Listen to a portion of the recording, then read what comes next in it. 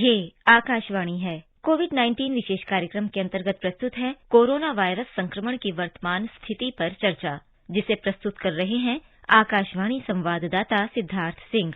इस कार्यक्रम में आमंत्रित स्वास्थ्य विशेषज्ञ हैं King George medical university Lucknow के प्रोफेसर डॉक्टर सूर्यकांत।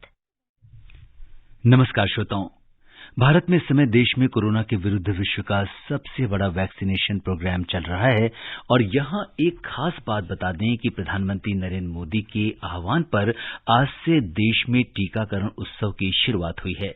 प्रधानमंत्री जी ने देश में 4 दिन के विशेष टीकाकरण अभियान का शुभारंभ करते हुए सभी देशवासियों से 4 सिद्धांतों का पालन करने की अपील की है। व्यक्तिगत और सामाजिक साफ सफाई रखने की जरूरत पर जोर देते हुए प्रधानमंत्री जी ने इन 4 सिद्धांतों पर बल दिया है। वो क्या सिद्धांत हैं? ईच वन वैक्सीनेट वन, यानी जो लोग कम पढ़े लिखे हैं, बुजुर्ग हैं, जो स्वयं जाकर टीका नहीं लगवा सकते, उनकी मदद करें, पहला सिद्धांत। दूसरा सिद्धांत ईच वन ट्रीट वन, यानी जिन लोगों के पास उतने साधन नहीं हैं, जिन्हें जानकारी भी कम है, उनकी कोरोना के इलाज में सहायता करें। तो ये है ईच वन ट्रीट वन। तीसरा है ईच वन सेव वन, यानी मैं खुद भी मास्क पहनूं और इस तरह स्वयं को भी सेव करूं और दूसरों को भी सेव करूं। इस पर हमें बल देना है। और चौथी और सबसे अहम बात प्रधानमंत्री जी ने ये कही कि किसी को कोरोना होने की स्थिति में माइक्रो कंटेनमेंट जोन बनाने का नेतृत्व समाज के लोगों को करना चाहिए। जहां पर एक भी कोरोना का पॉजिटिव केस आया है, वहां परिवार, समाज के लोग मिलकर माइक्रो कंटेनमेंट जोन बनाएं। इससे क्या होगा कि जब आप माइक्रो कंटेनमेंट जोन बना लेंगे तो संक्रमण की जो कड़ी है वो टूटेगी।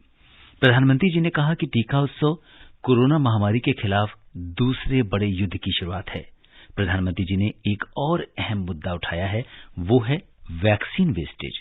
उन्होंने कहा कि टीके की बर्बादी बिल्कुल नहीं होनी चाहिए। प्रधानमंत्री जी ने इस बात पर भी जोर दिया कि इस महामारी की रोकथाम के लिए जरूरी है कि हम खास जरूरत के बिना घर से बाहर ना जाएं।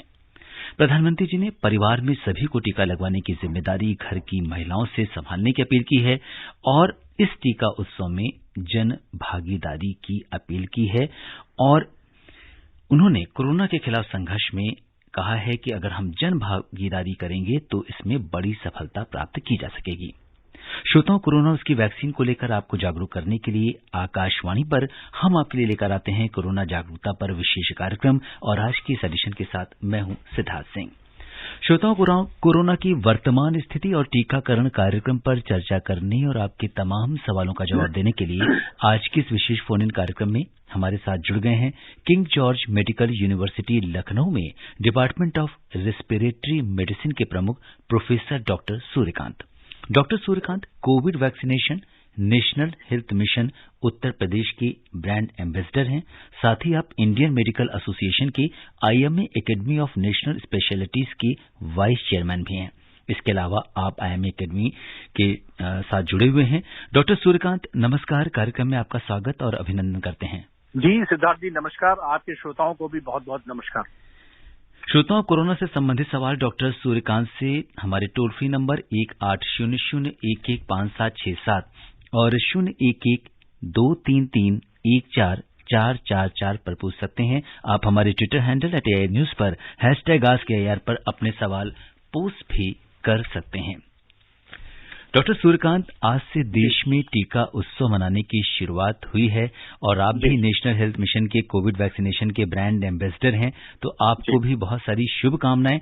प्रधानमंत्री जी की पहल पर जिस तरह से लोगों के अंदर टीका उत्सव में उत्साह देखा गया है, इस पर आप क्या कहेंगे?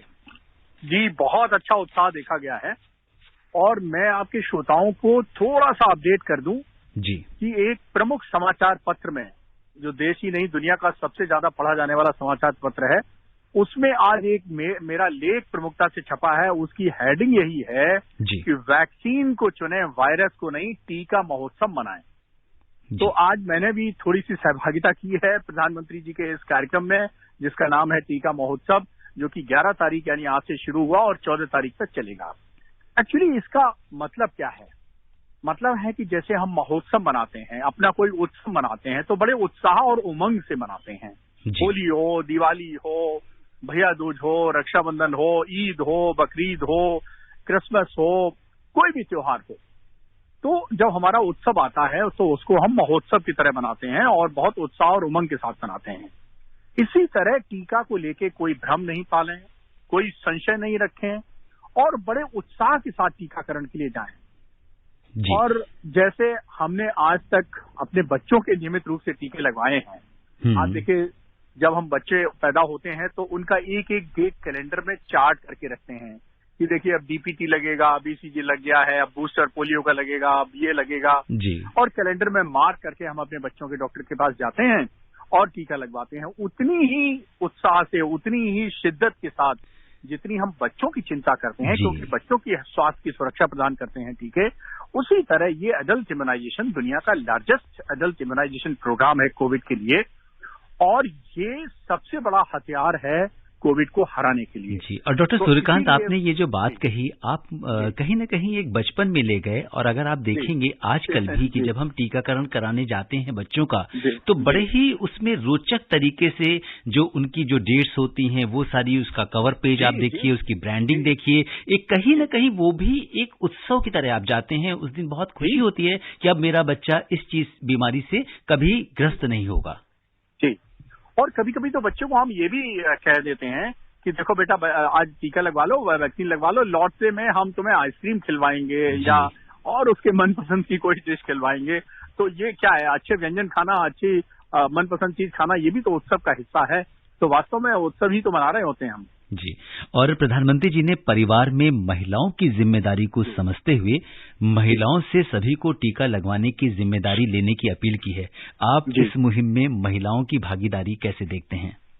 जी बिल्कुल है। देखिए, महिला जो होती है वो परिवार के अंदर वो धुरी है। वो धुरी इसलिए है क्योंकि देखिए, बच्चे की कोई समस्या है तो माँ से कहता है, बड़े की कोई समस्या है तो उससे कहता है। इवन आप देखिए कि घर में मान लीजिए सास ससुर हैं, तो उनको भी कोई इंपॉर्टेंट चीज या इंपॉर्टेंट इनिशिएटिव या इंपॉर्टेंट काम है तो वो भी घर की बहू से ही कहते हैं। तो जो महिला होती है, हमारा देश जो है वो महिला केंद्रित है। हमारी जो घर की या परिवार की व्यवस्था है वो हमेशा नारी शक्ति के इर्द गिर्द घूमती है।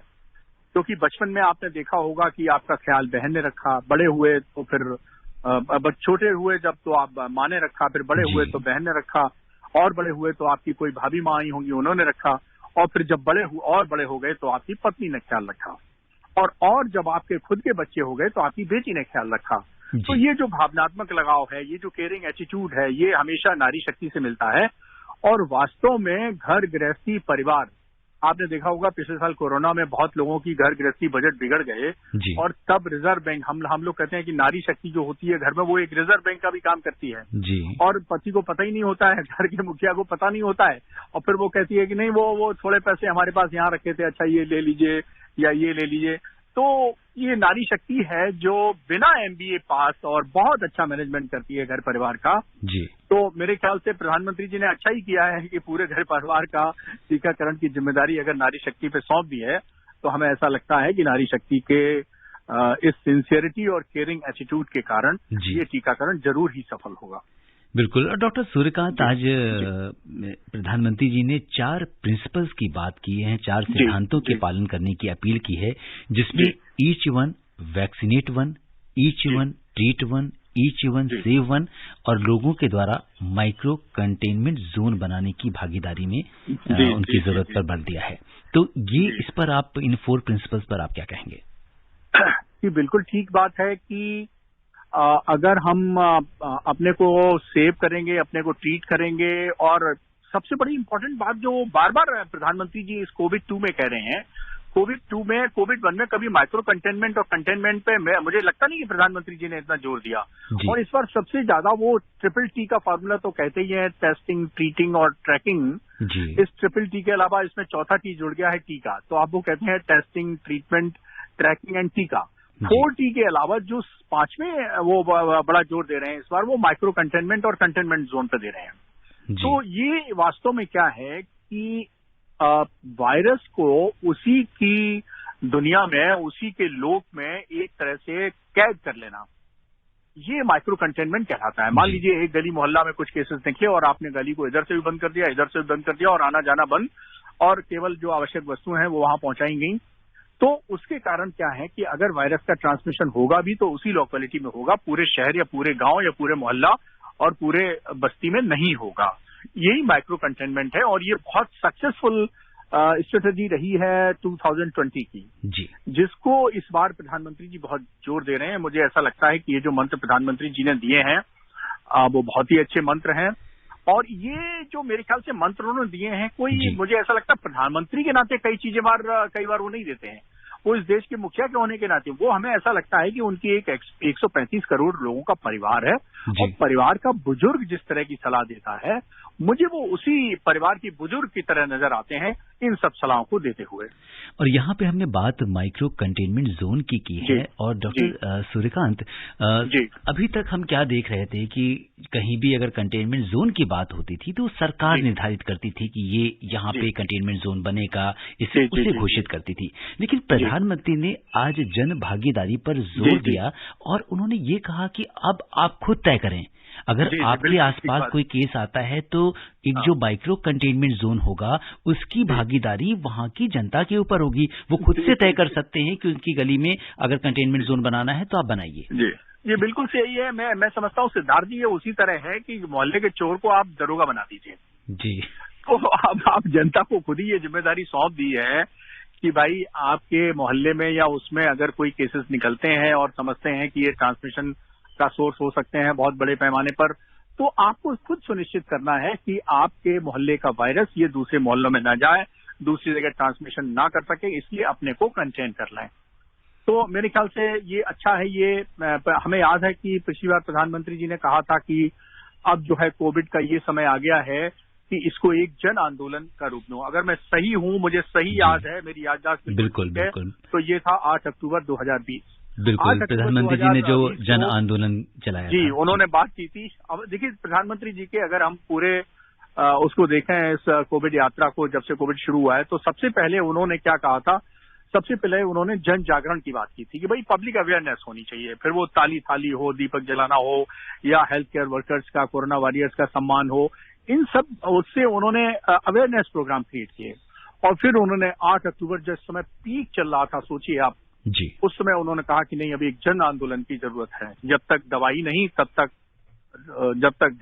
तब तक ढिलाई नहीं जी। और फिर उन्होंने वो 3 सूत्र की 2 गज की दूरी और मास्क लगाना और हाथ धोना, इनके साथ उन्होंने कहा कि इसको हम जन आंदोलन बनाएं। वास्तव में जन आंदोलन बना भी, और इसी जन आंदोलन के कारण कोविड की 2021 के जनवरी अंत और फरवरी के फर्स्ट वीक में आते आते काफी बड़ी हार हुई जी। लेकिन वो वास्तव में अंतिम चरण था हार का। बिल्कुल, तो कई बार होता है कि जब हम जीत के बिल्कुल करीब, हालांकि अगर मैं प्रधानमंत्री जी के पहले के संबोधन को याद करूं तो उन्होंने कहा था कि मुझे अच्छी तरीके से याद है कि उन्होंने ये बात बोली थी कि अब हम जीत के बहुत करीब हैं।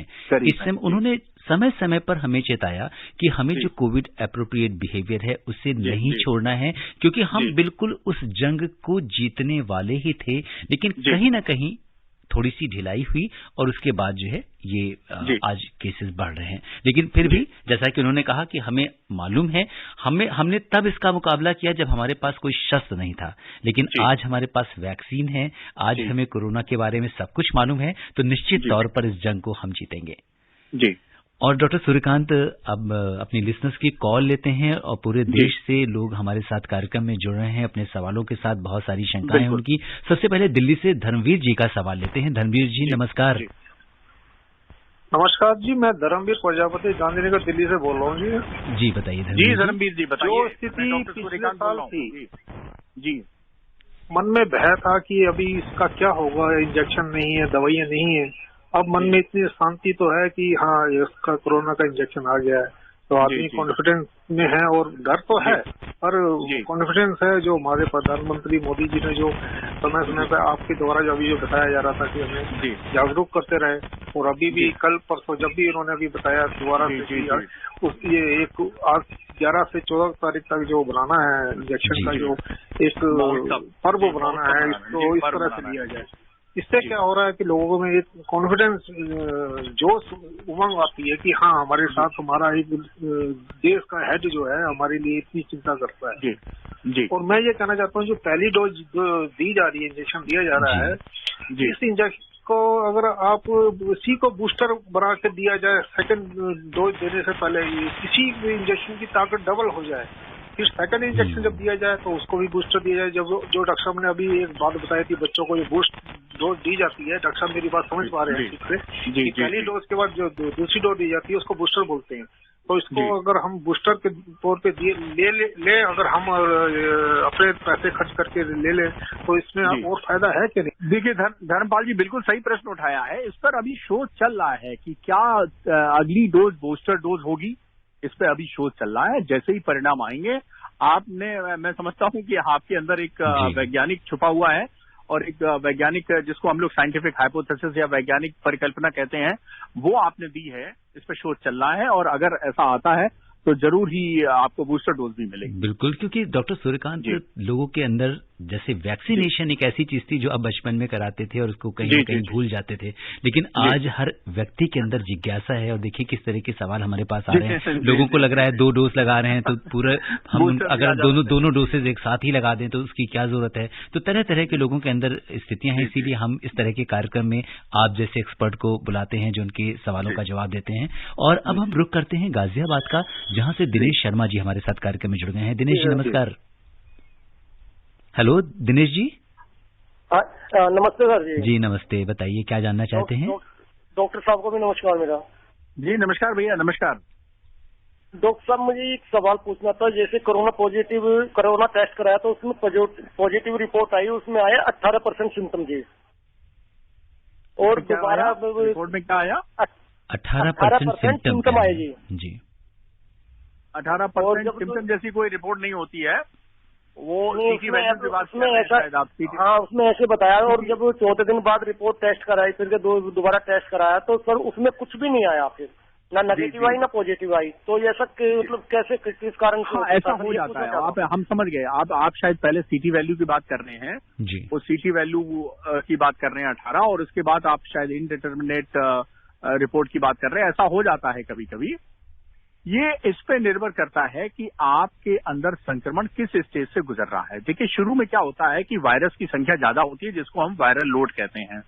और जब हम वायरल लोड कहते हैं तो इसकी सीटी वैल्यू कम आती है, तो धीरे धीरे कम होती जाती है और एक स्टेज ऐसी आती है कि बिल्कुल नेग्लिजिबल या नॉन डिटेक्टेबल हो जाती है। तो ये सुधार का लक्षण है। आप निश्चिंत रहें, बार बार रिपोर्ट क्यों करा रहे हैं? अगर आप बिल्कुल ठीक हैं तो आपको बार बार रिपोर्ट कराने की जरूरत नहीं है जी। और डॉक्टर सूर्यकांत, अभी आपने सीटी वैल्यू की बात की है, तो सीटी वैल्यू किस बात को परिभाषित करती है, इससे हम क्या समझ सकते हैं? जी, ये सीटी वैल्यू मतलब साइकिल थ्रेशोल्ड होता है। इसमें क्या होता है कि जो वायरस की कॉपीज हैं, तो जब हम ये पीसीआर टेस्ट लगाते हैं तो इसमें एक एम्प्लीफिकेशन की प्रोसेस होती है। तो वायरल लोड ज्यादा है तो आपने 10 बार वो प्रोसेस की और वायरस डिटेक्ट हो गया। तो हमने कहा कि अरे 10 सीटी वैल्यू इसकी 10 है, मतलब 10 साइकिल एम्प्लीफिकेशन की 10 साइकिलें रिपीट करने के बाद भी पॉजिटिविटी आ गई जी। तो मतलब वायरस इतने ज्यादा संख्या में मौजूद हैं कि केवल 10 बार टेस्ट को प्रोसेस में एम्प्लीफिकेशन लगाना पड़ा और आपकी रिपोर्ट पॉजिटिव आ गई। दूसरी तरफ जिसका वायरल लोड कम है, ये वायरस उसके सैंपल में कम है, तो 20 बार 30 बार मतलब ज्यादा बार उसको हमें एम्प्लीफिकेशन की साइकिल को करना पड़ता है, तो वो देर में मिलती है। तो सीटी वैल्यू ज्यादा है, इसका मतलब वायरल लोड कम है। सीटी वैल्यू कम है तो इसका मतलब वायरल लोड ज्यादा है। ये इसका सीटी वैल्यू का इंटरप्रिटेशन हम होता इसको है, ये भी कह सकते हैं इंटरप्रिटेशन में आता है रिपोर्ट में जी। और डॉक्टर सूर्यकांत, हम ये भी कह सकते हैं कि अगर किसी की सीटी वैल्यू कम है रिपोर्ट में, इसका मतलब वो ज्यादा इन्फेक्शन, हाँ वो ज्यादा, उसके अंदर वायरस ज्यादा है और उससे ज्यादा वायरस फैल रहे हैं और वो दूसरों को संक्रमित ज्यादा कर सकता है। बिल्कुल ठीक बात जी। और अब हम रुक करते हैं बड़ौद का, जहां से महेश शर्मा जी हमारे साथ कार्यक्रम में जुड़े हैं। महेश जी नमस्कार। नमस्कार जी। जी महेश जी बताइए, स्वागत है आपका, क्या जानना चाहते हैं आप? मैं जानना चाह रहा हूँ बच्चों को कोरोना से कैसे बचाएं। स्कूल भी बंद है जी और बच्चों की छुट्टियां चल रही हैं, उनको कैसे बचाएं, कैसे करें? जी डॉक्टर सूर्यकांत, देखिए बहुत अच्छा प्रश्न किया है इन्होंने। कोविड-2 में ये जो सेकेंड वेव आई है, इसमें पहले और दूसरे में अंतर क्या दिख रहा है कि पहले में बुजुर्ग और बीमार ये ज्यादा शिकार थे और इस पाले में कोरोना किसी को नहीं छोड़ रहा है। इसने जो है एक्चुअली क्या होता है कि कोरोना को जितना मौका मिलता है दूसरे शरीर में जाने में, निकलने में, जैसे हनुमान जी थे ना, वो सुरसा के पेट में गए तो गए थे, पूरे थे, और वापस निकले तो मच्छर का एक शरीर धारण करके निकल आए जी। तो उन्होंने म्यूटेशन कर लिया, बड़े शरीर में गए, उससे जो जो सुरसा बदन बढ़ावा, त्यों तो हनुमत अपना बदन बढ़ावा, ऐसी कुछ चौपाई मुझे याद नहीं है। तो हनुमान जी बढ़ाते गए, बदन बढ़ाते गए, सुरसा भी बढ़ाती गई, और उसके बाद वो उसके शर्त ये थी कि आज तो मेरे पेट में तुझे आना ही पड़ेगा, तो पेट में गए और छोटा होके वापस आ गए। कोरोना भी ऐसे ही जब जब ट्रांसमिशन करता है दूसरे लोगों में तो उसमें छोटे मोटे म्यूटेशंस होते हैं, अपना वो स्वरूप परिवर्तित करता है जी। और जब आप ट्रांसमिशन की चेन खत्म कर देते हैं तो ये स्वरूप बदलना बंद हो जाता है। लेकिन इस बार इसने जो स्वरूप बदला है, जैसा आपने कहा ना, अभी प्रधानमंत्री जी ने कहा जी कि भाई वो हम लोग जो है वो जीत के करीब पहुंच गए हैं, तो लोगों ने ये समझ लिया कि हम जीत गए हैं। वो थोड़ा सुनने में गड़बड़ी हो गई लोगों को। प्रधानमंत्री जी ने कहा कि हम कोरोना के खिलाफ जीत के करीब हैं, लोगों ने समझ लिया हम कोरोना के खिलाफ जीत गए हैं, तो उन्होंने आत्मविश्वास तो छोड़िए, लापरवाही करनी शुरू कर दी जी। अब जो सेकेंड वेव आई है ये यूथ और चिल्ड्रन को भी प्रभावित कर रही है। तो जो अभी आपके श्रोता ने प्रश्न किया, मेरे ख्याल से बहुत ही अच्छा प्रश्न किया उन्होंने कि इस बार बच्चों को भी बचाना बहुत जरूरी है। अब देखिए क्या है कि मैं छोटे छोटे मंत्र बता देता हूं कि कोरोना से जी कैसे डॉक्टर सूर्यकांत यानी मैं बचा, मैंने अपने बच्चों को बचाया, परिवार को बचाया, और छोटे छोटे मंत्र हैं।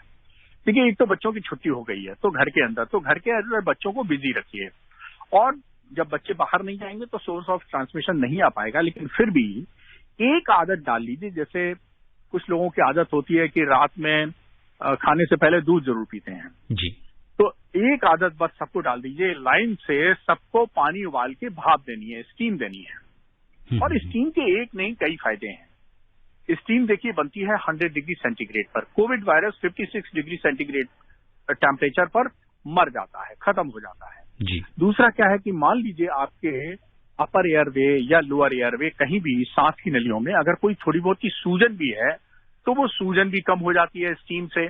और सूजन हमेशा प्रोवोक करती है वायरस के मल्टीप्लिकेशन को। सूजन ऐसी चीज है जैसे उपजाऊ जमीन में खाद डाल देना जी। जमीन भी उपजाऊ है, उसमें खाद भी डाल दी तो फसल बहुत लहलाएगी। इसी तरह वायरस के लिए अगर आप सांस के थ्रू मार्ग से वायरस निकल गया और अपर एयरवे लोअर एयरवे में पहुंच गया, फेफड़े तक पहुंच गया, अगर कहीं उसे सांस की नलियों में या सांस के मार्ग में सूजन मिल जाती है तो उसके लिए बहुत मुफीद होता है, बहुत फेवरेबल होता है, तो उसकी सूजन भी कम हो जाती है। तीसरा क्या है कि अगर मान लीजिए कहीं कुछ बलगम गाढ़ा फंसा हुआ है तो वो लिक्विफाई होके पतला हो जाता है और वो निकल जाता है। तो स्टीम के ये बहुत सारे फायदा है। मैं अक्सर अपने मरीजों, सांस के मरीजों को समझाता हूं कि भाई स्टीम क्या है, भाप क्या है जी। ये फेफड़े का एक झाड़ू पोंछा है जी। अब आप घर गंदा हो जाता है तो उसमें तो झाड़ू पोंछा लगा सकते हैं। अब फेफड़े के अंदर आप कैसे झाड़ू पोंछा लगा सकते हैं? तो उसके लिए बहुत आसान काम है कि स्टीम ले लीजिए, आपका फेफड़े का झाड़ू पोंछा हो गया, एकदम नीट एंड क्लीन। जी बिल्कुल, बहुत अहम बात आपने डॉक्टर सूर्यकांत यहाँ पे बताई और बहुत आसान शब्दों में भी बताई। मुझे लगता है हमारे बहुत सारे जो लिसनर्स हैं उन्हें इस बात को समझ में आ रही होगी कि कोरोना से बचाव में जो स्टीम लेना है वो किस तरह से आपको फेफड़ों को स्वस्थ रखता है। और इस बीच अगले कॉलर हमारे साथ गुजरात सोमनाथ से हरि भाई जुड़ गए हैं। हरि जी नमस्कार। जी हरि भाई नमस्कार सर। डॉक्टर साहब गोविंद जी बताइए क्या जानना चाहते हैं आप? सर मैं ये पूछना चाहता हूँ, हमारे परिवार में वैक्सीन लगवाई जी जी, वो मना तो करते थे फिर भी मैंने लगवाई तो भविष्य में प्रॉब्लम कम हुआ और महिलाओं में पीछे रेडियो सेट की आवाज धीमी कर दीजिए, ज्यादा हुआ सर। जी आपकी आवाज ना इको कर रही है, अपने पास में जो रेडियो सेट है उसकी आवाज धीमी कर दीजिए और दोबारा अपना सवाल पूछिए। जी हाँ आवाज धीमी कर देंगे। और क्या दूसरा डोज में सर ऐसा प्रॉब्लम होगा? सिद्धार्थ जी मैं इनका प्रश्न समझ गया हूँ। इनका कहना है कि इन्होंने वैक्सीन लगवाई तो कुछ नहीं हुआ, लेकिन महिलाओं ने वैक्सीन लगवाई तो थोड़ा बहुत प्रॉब्लम हुई। जी देखिए ऐसा है कि छोटी मोटी प्रॉब्लम हो सकती है, वो कभी पुरुष को भी हो सकती है, महिला को भी हो सकती है। ये वैक्सीन महिला और पुरुष में डिफरेंशिएट नहीं करती है, लेकिन किसको होगी किसको नहीं होगी ये अपनी अपनी सेंसिटिविटी है। तो छोटी मोटी प्रॉब्लम तो बच्चों को भी होती है। बच्चों को आप टीका लगवा के लाते हैं, शाम तक बुखार आ जाता है, तो इसलिए ये उम्मीद ना रखें कि बिल्कुल प्रॉब्लम नहीं होगी, छोटी मोटी प्रॉब्लम होगी। लेकिन कोई अभी तक करोड़ों टीके पूरे दुनिया में लग चुके हैं। हमारे देश में भी टीका की डोजेज जो है वो 10 करोड़ से ऊपर लग चुकी हैं और अभी तक के अनुभव के आधार पर छोटी मोटी प्रॉब्लम के अलावा किसी को कोई प्रॉब्लम नहीं हुई है, तो कोई छोटी मोटी प्रॉब्लम पे बिल्कुल ध्यान ना दें। जी, और अब हम रुक करते हैं जम्मू में राजौरी का, जहां से नरेश पाल जी हमारे साथ कार्यक्रम में जुड़ गए हैं। नरेश जी नमस्कार। जी सर नमस्कार, मैं नरेश पाल बोल रहा हूँ राजौरी जम्मू से। जी नरेश जी बताइए क्या जानना चाहते हैं। मैं डॉक्टर सूर्यकांत बोल रहा हूँ, आपको रेडियो नमस्कार और डॉक्टर साहब को भी मेरा नमस्कार। जी नमस्कार जी।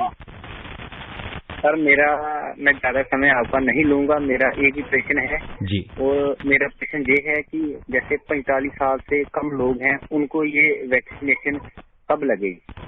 बहुत जल्दी लगेगी, बहुत जल्दी खुशखबरी आपको मिलने वाली है। और पहले देखिए, आप तो जम्मू के हैं, भारत का एक नाम जम्बू द्वीप भी है, मतलब एक जमाने में भारत के 3 नहीं 4 ओर समुद्र हुआ करता था और ये इसका नाम जम्बू द्वीप कहलाता था, इसीलिए क्योंकि it was a island, Jammu island. तो भारत का एक नाम आप ही के जम्मू, उसके नाम पे जम्बू द्वीप है। और आप निश्चिंत रहिए, आप 45 वर्ष से कम है ऐसा मुझे आपकी बातचीत से लग रहा है, आप निश्चिंत रहिए, आप ही का नंबर आने वाला है। और देखिए वीआईपी जो है वो उसको थोड़ा सा हॉल सेट करके जरा वीआईपी व्यवस्था करके ली जाती है, तो आप लोग लेस देन 45 वाले सब वीआईपी लोग हैं। और मुझे ऐसा लगता है कि जैसे ही अगला महीना शुरू होगा आपका नंबर आ जाएगा, आप निश्चिंत रहें। 2 स्वदेशी वैक्सीन है, 2 वैक्सीन और आने वाली हैं। स्पुतनिक जो रशिया की वैक्सीन है वो भी आने वाली है, एक जाइडस कैडिला की जाइकोव वैक्सीन है वो भी आने वाली है। और वैक्सीन प्रचुर मात्रा में होते ही ये सबको खोल दिया जाएगा, ओपन कर दिया जाएगा, तो आपको निश्चित रूप से बहुत ही जल्दी वैक्सीन मिलने वाली है। जी, और चलते चलते अपने लास्ट कॉलर पंजाब से चरणजीत कौर जी हैं, इनका सवाल ले लेते हैं। हेलो हेलो, हाँ जी नमस्कार। डॉक्टर नमस्कार जी। जी बताइए क्या जानना चाहती हैं आप? मैं जानना चाहती हूँ डॉक्टर साहब भी जे किसी ने चमड़ी की एलर्जी होवे वो टीका लगा सकते हैं जी वैक्सीन? जी डॉक्टर साहब, स्किन एलर्जी है तो क्या वैक्सीन लगा सकते हैं? हाँ बिल्कुल लगा सकती हैं, कोई दिक्कत नहीं है। देखिए ऐसा है कि छोटी मोटी त्वचा की एलर्जी हो, आंख की एलर्जी हो, नाक की एलर्जी हो, उसमें टीका लगवाने में कोई कॉन्ट्रा इंडिकेशन नहीं है, बिल्कुल लगवा सकती हैं। हाँ, किसी को पेनिसिलिन इंजेक्शन या कोई और इंजेक्शन से एलर्जी है या पुराने किसी और टीका से एलर्जी है तो वो लोग नहीं लगवा सकते हैं, आप बिल्कुल लगवा सकती हैं। जी, और अब समय इजाजत नहीं दे रहा कि हम इस चर्चा को आगे बढ़ाएं। चलते चलते डॉक्टर सूर्यकांत, आप आकाशवाणी के श्रोताओं को क्या संदेश देना चाहेंगे? वही संदेश देना चाहेंगे जो मैंने अपने आर्टिकल में आज लिखा है कि वैक्सीन चुने, वायरस नहीं। और जैसा प्रधानमंत्री जी ने आह्वान किया है कि वैक्सीन को उत्साह और उमंग के साथ, जैसे आप उत्सव और पर्व मनाते हैं, अपने वो त्योहार मनाते हैं, उसी तरह टीकोत्सव के रूप में, टीका महोत्सव के रूप में मनाएं। बढ़ चढ़ वैक्सीन में हिस्सेदारी लें। और हाँ, ध्यान रखें, वैक्सीन लगने के बाद भी मिलने पर नमस्ते करिए, हाथ धोते रहिए, 2 गज की दूरी बनाए रखिए और मास्क लगाए रखिए। ये सब टीके के पहले भी और टीके के बाद भी अभी आपको करना जरूरी है, तभी हम भारत को कोरोना मुक्त बना पाएंगे। जी बिल्कुल, तभी हम भारत को कोरोना मुक्त बना पाएंगे। डॉक्टर सूर्यकांत, आपने जिस तरीके से इस पूरे टीकाकरण कार्यक्रम का आप नेतृत्व कर रहे हैं, ब्रांड एम्बेसडर हैं आप, और उम्मीद करते हैं कि अभी जो 14 तारीख तक ये चलेगा तो इसमें और भी लोग इससे जुड़ेंगे और टीके लगाने की जो गति है उसको और रफ्तार मिलेगी। बिल्कुल। तो डॉक्टर सूर्यकांत, आप कोविड-19 के इस विशेष कार्यक्रम से जुड़े और आपने हमारे श्रोताओं के प्रश्नों का उत्तर दिया, आपका बहुत बहुत धन्यवाद और आभार। सिद्धार्थ जी, आपका, ऑल इंडिया रेडियो का और आपके सभी श्रोताओं का बहुत बहुत धन्यवाद। श्रोताओं, चलते चलते आपसे यही कहेंगे कि डॉक्टर सूर्यकांत ने आपको कोरोना से बचने के लिए जो भी सावधानियां बताई हैं आप उनका पालन कीजिए।